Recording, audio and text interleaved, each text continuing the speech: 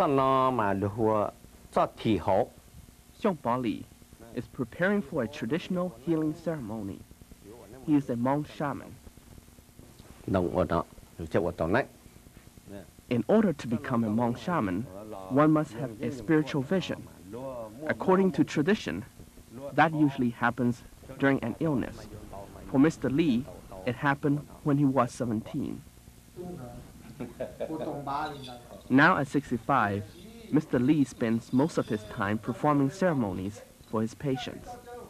This man, Zong Yi-yang, complains about the constant pain over his torso and arms, but medical doctors could not find anything wrong. He believes the shaman can cure him. Like Mr. Yang, about half of the Hmong in the United States today still have strong faith in the shaman's healing and guidance.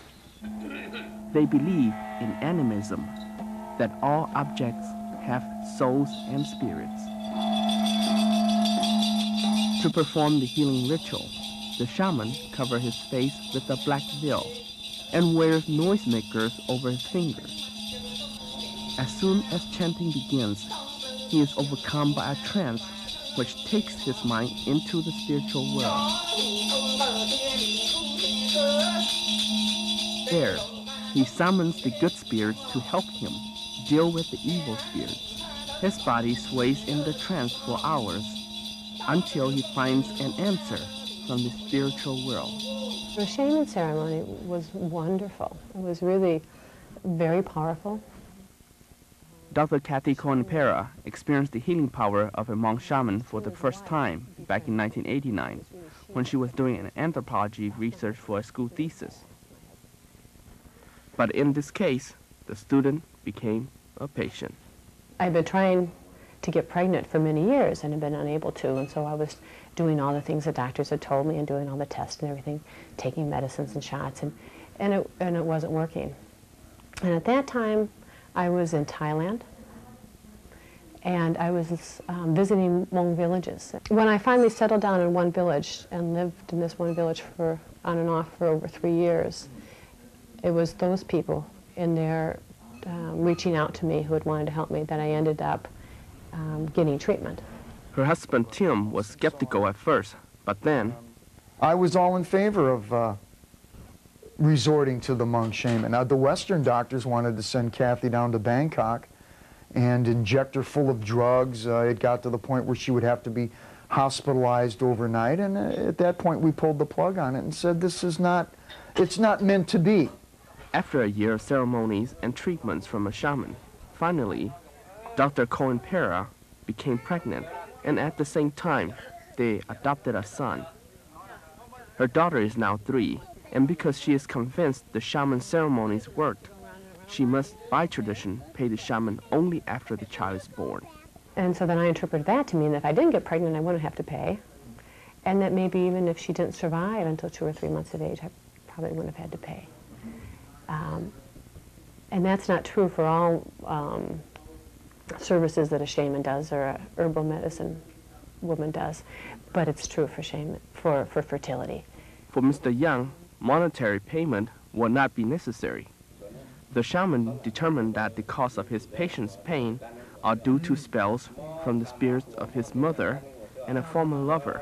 He claims he broke the spells, but the patient needs to give a sacrifice to his mother if he gets better within 30 days.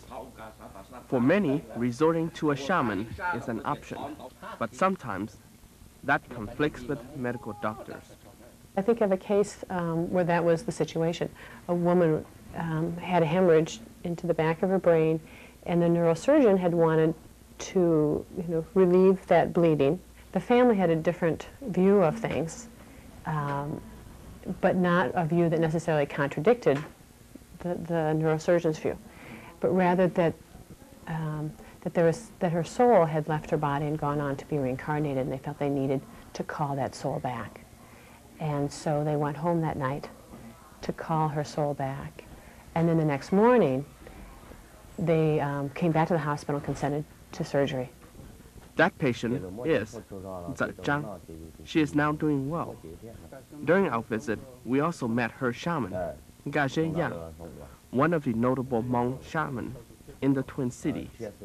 We must do ritual to help the souls.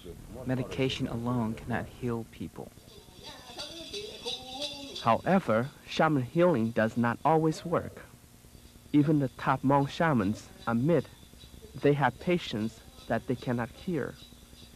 And if they cannot cure every patient, we wonder what actually goes on behind the veil.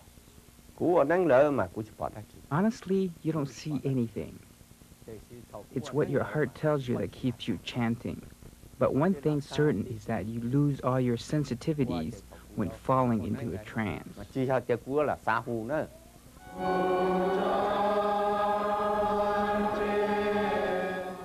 While about one half of Hmong still keep that traditional practice, the other half who converted to Christianity doubt the shaman's power.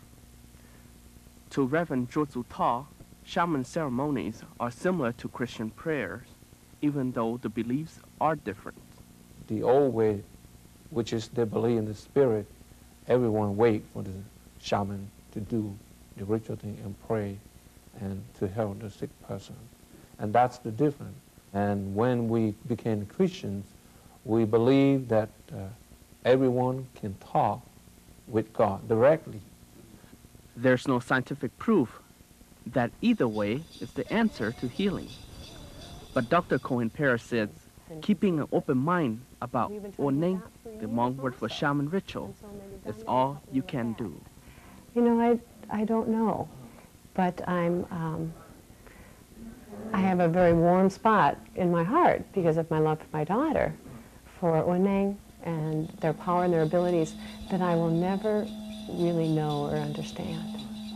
This is Fong He reporting for Newsnight, Minnesota.